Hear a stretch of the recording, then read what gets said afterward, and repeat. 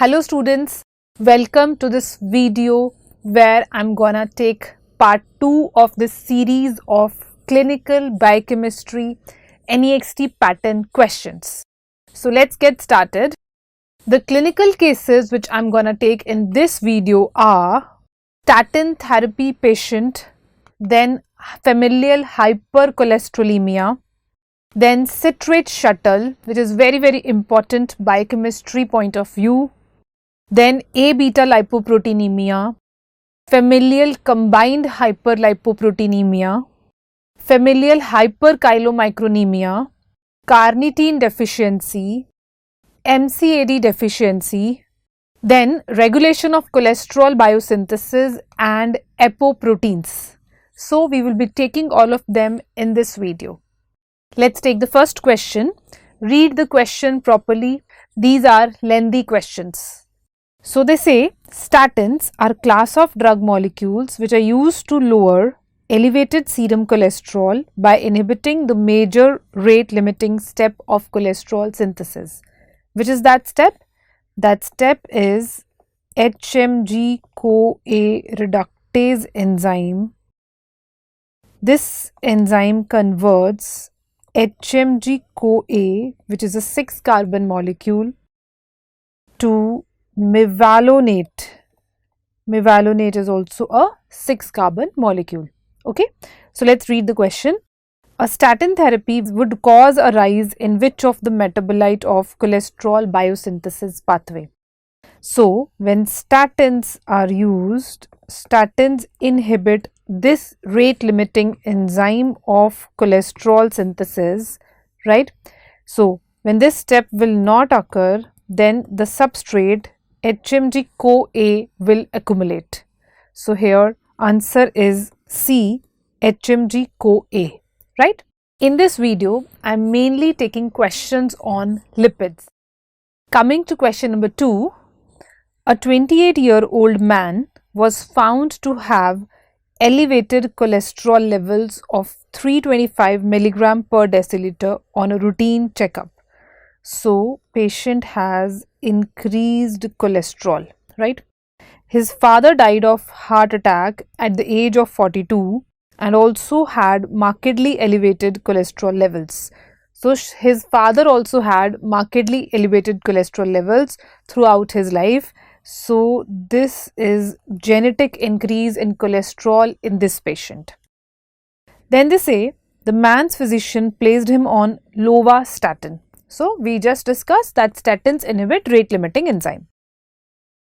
Lovastatin and his cholesterol levels dropped to 170. The nature of the elevated cholesterol in this patient is most likely due to a mutation in which one of the following proteins. So, the diagnosis here is familial hypercholesterolemia. Familial hypercholesterolemia, which is type 2A hyperlipoproteinemia. Here LDL lipoprotein is increased. The lipid which is increased is cholesterol. That's why it is known as hypercholesterolemia, right? And then the defect. What is the defect here? Defect is in LDL receptor. So, LDL is not taken up into liver, right? So, LDL and cholesterol are raised. Also, there can be defect in ApoB100 as ApoB100 is the main ligand of LDL receptor, right?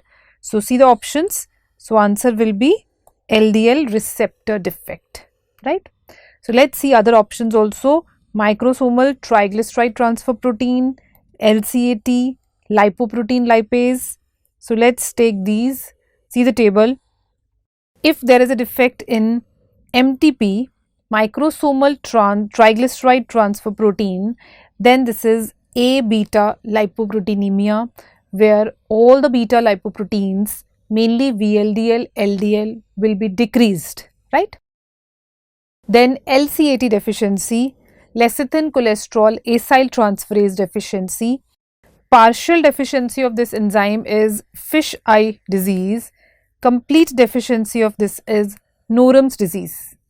Then next is lipoprotein lipase deficiency. This is type 1 hyperlipoproteinemia, also called familial hyperchylomicronemia, as chylomicrons are raised here, right? Then this is our question here, LDL receptor defect, that is familial hypercholesterolemia. Okay. Then coming to question number 3, acetyl-CoA is transported out of mitochondria in the form of citrate in order to serve as a substrate for fatty acid or cholesterol synthesis. Which of the following enzymes used in this transport provides NADPH required for this reductive biosynthesis reactions? So, this is a case of citrate shuttle. In citrate shuttle, acetyl-CoA, which is there in mitochondria, that comes out in cytoplasm with the help of citrate. Why we want acetyl-CoA in cytoplasm? This is required for fatty acid synthesis, right? So now here in cytoplasm there is malic enzyme, right? This malic enzyme produces NADPH, which is required for fatty acid synthesis, right? So here answer is malic enzyme. Okay. Now see option C, malate dehydrogenase. Don't get confused between malate dehydrogenase and malic enzyme. They are different. Malic enzyme is a source of NADPH in cytoplasm for the fatty acid synthesis. Fatty acid synthesis require lots of NADPH, right? But malate dehydrogenase is enzyme of TCA cycle. It is present in mitochondria and this enzyme produces NADH, not NADPH, okay? This produces NADH, which will go into ETC and will give energy, right? Coming to question number 4, an infant presented with diarrhea. Blood examination revealed acanthocytes, undetectable cholesterol, triglycerides. So, VLDL and LDL fractions were absent on lipoprotein electrophoresis. So, VLDL, LDL, they are absent. They both are beta lipoproteins. Okay. Then oral vitamin A, vitamin D, vitamin K were prescribed. Vitamin E was also added later on. So, fat soluble vitamins A, D, E, K are given to this patient. So, there must be some problem in absorption of the fats, and fat soluble vitamins also are absorbed along with fats. So, they are also not absorbed. Okay. Sequencing for which of the following gene could have done to confirm the diagnosis? So, this is clearly a case of A beta lipoproteinemia. A means absent beta lipoproteins, right? And I already told you there is defect in this protein, microsomal triglyceride transfer protein, right? So, obviously, when we will do the sequencing of gene for this enzyme, that will confirm the diagnosis, right? Then coming to question number 5, patient with high levels of both VLDL and LDL. So, in earlier question, VLDL, LDL were absent, but now they are saying there is increase VLDL, increase LDL. So, a patient with high levels of both VLDL and LDL in her lipid profile is diagnosed with type 2B familial hyperlipidemia. So, type 2B familial hyperlipoproteinemia is also known as familial combined hyperlipoproteinemia. So, here both VLDL, LDL are raised. So, both lipids, both triglyceride, cholesterol will be raised, right? Now, let's see what is the question. Which of the following vitamin can be given as remedial measure for this condition? So there are excess of lipids, TG and cholesterol, excess of lipoproteins, VLDL and LDL. So we can give high doses of this vitamin B3, that is nicotinic acid. All other options are also vitamins. Pantothenic acid is vitamin B5, riboflavin is vitamin B2, thiamine is vitamin B1, right? So no other vitamin has any known anti-hyperlipidemic effect. But high doses of nicotinic acid or vitamin B3 is known to have anti-hyperlipidemic effect. It is mainly used when triglyceride levels are raised in a patient. How this is anti-lipidemic? Because it inhibits enzyme hormone sensitive lipase. This enzyme is present in adipose tissues where it breaks down triglycerides. Now, when this enzyme is inhibited, triglycerides will not be broken down. So, free fatty acids are not released in blood and liver. So, this is the biochemical basis. So, what will be the effect in the patient? That VLDL and LDL levels will be decreased. On the other hand, HDL levels will be raised by decreasing its catabolic rate, right? Then coming to question number 6. A 10-year-old boy was admitted for surgery of cleft lip. Suddenly, he had acute pain abdomen. On examination, so this is important point, acute pain abdomen. Then on examination, he had xanthomas. On investigation, we found Milky Plasma. So they are asking which lipoprotein is increased. So this is a case where patient has Milky Plasma. Milky Plasma means increased chylomicrons. So this is type 1 hyperlipoproteinemia, or it is familial hyperchylomicronemia case, right? So chylomicron means triglyceride will be raised. Whenever there is excessive triglyceride in a patient, this will lead to acute pancreatitis, and this is the reason of acute pain abdomen in this patient, right? And whenever triglycerides are raised, then which kind of xanthomas patient has? Patient has eruptive xanthomas. So xanthoma is also given in the question, right? Now they are asking you which lipoprotein is increased. It is very, very easy. Chylomicron is the lipoprotein which is raised. Be careful, chylomicron is the lipoprotein which is raised. Triglyceride is also raised in this patient, but triglyceride is the lipid which is raised. Okay, so if they ask you a question that which lipid is raised, then you will mark triglyceride and not chylomicron. So be careful which is lipid and which is lipoprotein. Then see this picture, what is Milky Plasma? Milky Plasma gives you an interpretation that chylomicrons are raised. But how to look for Milky Plasma? See, this is serum tubes, this is normal, plasma is little yellow in color, and this is Milky Plasma which is whitish in color. So how we obtain it? First we collect patient sample in the tube, we centrifuge the tube.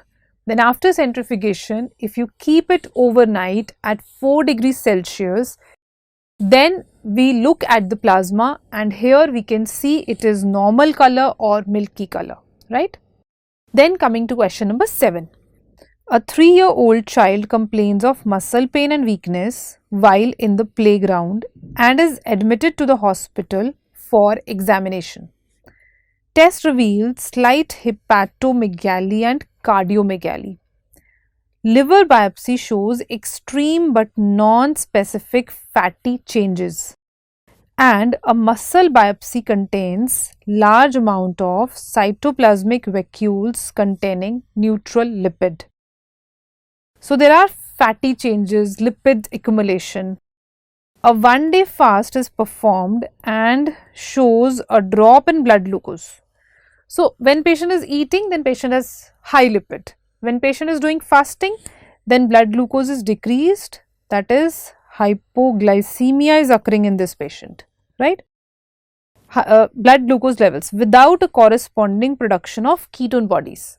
So this is non-ketotic hypoglycemia, right? Non-ketotic hypoglycemia.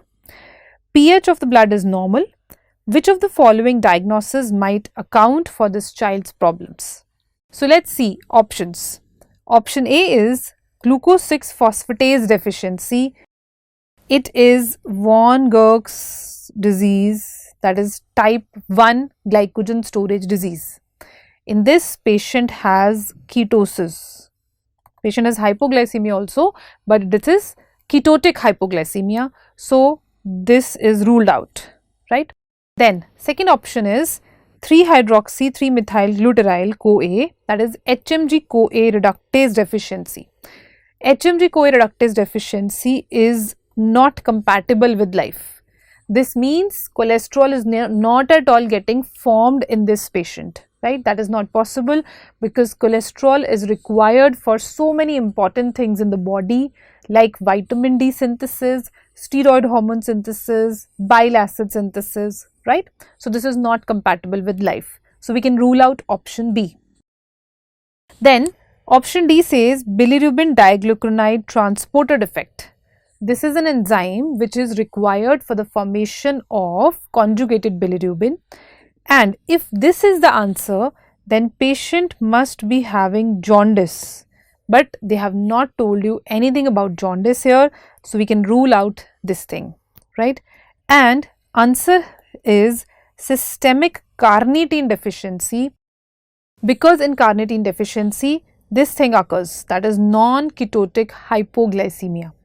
Why? Because carnitine is required for beta oxidation. It is required for transport of fatty acids into the mitochondria for beta oxidation. And whenever there is a defect in beta oxidation, then there is non-ketotic hypoglycemia, right? For detail of beta oxidation, do watch the video on beta oxidation. Then coming to question number 8, 5-month-old boy was hospitalized following a seizure. He was not eating enough prior to his hospital admission due to a stomach infection. At admission, his blood glucose was 24 milligram per deciliter. So again, it's hypoglycemia, right? His urine is negative for ketones. Again, it is non-ketotic hypoglycemia case, right? But positive for a variety of dicarboxylic acids. When dicarboxylic acids is given and non-ketotic hypoglycemia, then this is MCAD deficiency, that is medium chain acyl-CoA dehydrogenase deficiency. So a diagnosis of medium chain fatty acyl-CoA dehydrogenase deficiency is made. In patients with MCAD deficiency, the fasting hypoglycemia is a consequence of, see what happens in MCAD deficiency, beta oxidation is not occurring properly. In beta oxidation, fatty acids break down to form acetyl-CoA. So MCAD enzyme is the main enzyme which is required, but there is one more enzyme, that is LCAD enzyme. So that is working. LCAD enzyme is working in beta oxidation, but very few acetyl-CoA can be obtained by the beta oxidation of fatty acids because proper beta oxidation is not occurring, right? And this acetyl-CoA will be used for giving energy in liver. And liver will always and always use all the fatty acids for its energy only, so that less of acetyl-CoA or negligible acetyl-CoA will be available for the activation of gluconeogenesis and for entry into ketone body synthesis. So gluconeogenesis will not occur, ketone body synthesis will not occur. When gluconeogenesis will not occur, this will be hypoglycemia. When ketone body synthesis will not occur, this will be non-ketotic hypoglycemia. Okay. So let's read the options. Option A says decreased ability to convert acetyl-CoA to glucose. It is not that there is decreased ability of acetyl-CoA to convert to glucose. No. In fact, acetyl-CoA can never be converted to glucose. Acetyl-CoA can only activate gluconeogenesis. Okay. So this cannot be the answer. Then option B, there is increased production of ATP and NADH. No, in fact, there is decreased production of energy. So that liver is having less energy, so liver cannot take the processes of gluconeogenesis and ketone body synthesis, right? Then option C says increased conversion of acetyl-CoA to acetoacetate, which is a ketone body. No, these patients are not able to form ketone bodies, right? Then option D, there is decreased acetyl-CoA production. Yes, this is the answer. I told you that because beta oxidation is not proper, so there is decrease in the production of acetyl-CoA. All of that acetyl-CoA will be only used for giving energy to liver, and it is not available for gluconeogenesis activation or ketone body synthesis, right? Then coming to question number 9. All of the following statements are true about regulation of cholesterol synthesis except. So we have to tell the wrong statement, right? Now, this is about regulation of cholesterol synthesis. So the main enzyme is HMG-CoA reductase, which is rate limiting enzyme. Let's see the regulation. It is inhibited by and it is activated by. It is activated by insulin, activated by thyroid, then it is inhibited by the products mevalonate, cholesterol, statins, bile acids, right? And hormone glucagon. Okay, so let's read the options. HMG-CoA reductase is inhibited by mevalonate. It is true.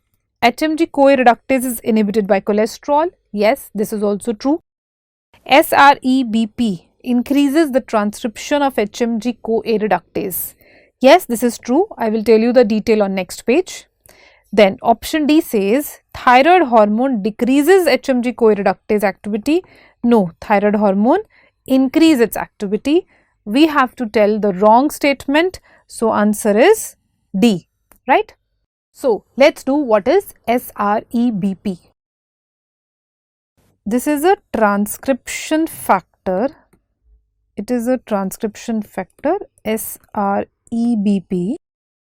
It increases the transcription of HMG-CoA reductase and thus it increases cholesterol synthesis. What is the full form of this SREBP protein? This is sterol regulatory element binding protein, right? This protein SREBP will go and bind to a DNA sequence.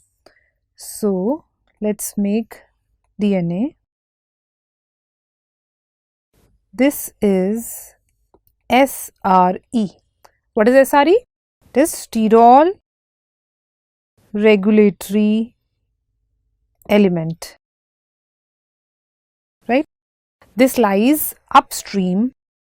This is 5 dash, this is 3 dash.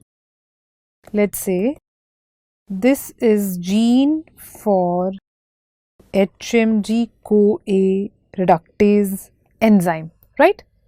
Now, this SREBP protein will go and bind to SRE. That's why the name is binding protein. It will go and bind to SRE and SRE lies upstream to the gene for HMG-CoA reductase and this binding will increase the transcription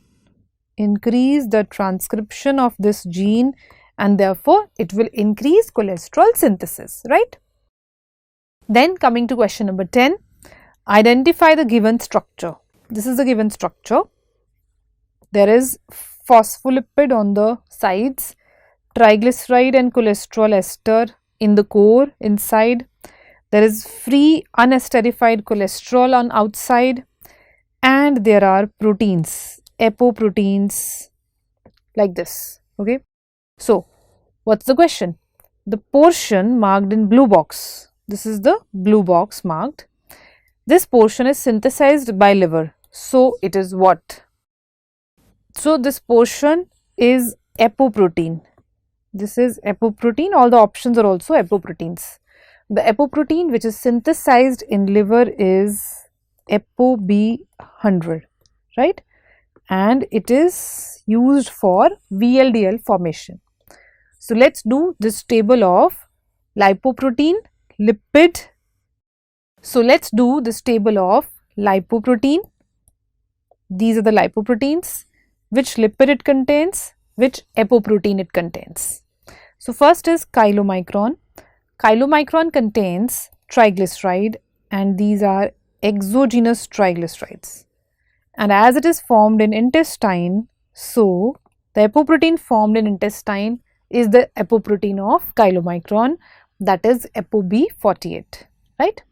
Then chylomicron remnant. For learning the remnant, you always add cholesterol in lipid and ApoE in apoprotein. So, this will be Tg plus cholesterol and ApoB48 plus ApoE, right? Then VLDL. VLDL is formed in liver. So, it is having ApoB100 as the apoprotein, and the lipid is endogenous triglyceride. Okay, this is endogenous triglyceride formed in liver.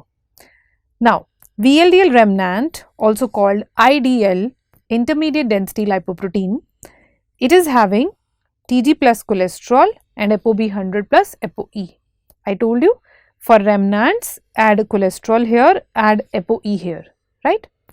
Then LDL has only one lipid, that is cholesterol, and proteins are same as IDL, that is ApoB100 and ApoE. Then HDL, which is doing reverse cholesterol transport, very important. It is having lipid as cholesterol ester, and proteins are ApoA, C and E, right? This is it with this video. Congratulations for completing the video. I admire your dedication towards your studies, and best wishes from my side for your exam.